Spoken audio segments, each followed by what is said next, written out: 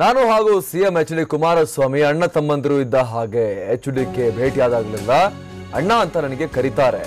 ಆದ್ರೆ ಅದೇ ತಮ್ಮ ಇದೀಗ ರಾಜ್ಯಕ್ಕೆ ಅನ್ಯಾಯ ಮಾಡಿದ್ದಾರೆ ಅಂತ ಸಿಎಂ ಕುಮಾರಸ್ವಾಮಿ ವಿರುದ್ಧ ವಾಟಾಳ್ ನಾಗರಾಜ್ ಮಾತಾಡಿದ್ದಾರೆ. ಕೊಟ್ಟ ಭರವಸೆಗಳನ್ನ ಈಡೇರಿಸುವಲ್ಲಿ ಸಿಎಂ ವಿಫಲರಾಗಿದ್ದಾರೆ. ಮುಂದಿನ ದಿನಗಳಲ್ಲಿ ದೊಡ್ಡ ಮಟ್ಟದ ಹೋರಾಟವನ್ನು ರೂಪಿಸಲಾಗುತ್ತೆ ಅಂತ ಅವರು ಹೇಳಿದ್ದಾರೆ. ಪ್ರತಿಭಟನೆ ವೇಳೆ ಸಿಎಂ HDK ವಿರುದ್ಧ ವಾಟಾಳ್ ನಾಗರಾಜ್ ಈ ರೀತಿಯಾಗಿ ಮಾತನಾಡಿದ್ದಾರೆ.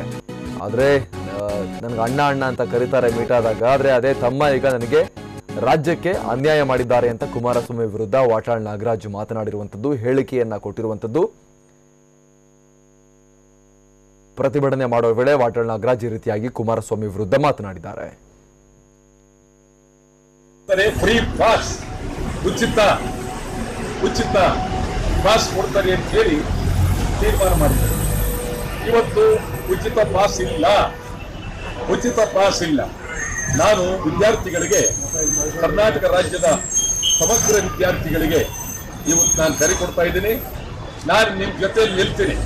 ಇಡೀ ರಾಜ್ಯಾದ್ಯಂತ ವಿದ್ಯಾರ್ಥಿಗಳ ಪರವಾಗಿ ಹೋರಾಟ ಮಾಡೋದಕ್ಕೆ ನಾನು ಸಿದ್ಧರಿದ್ದೇನೆ.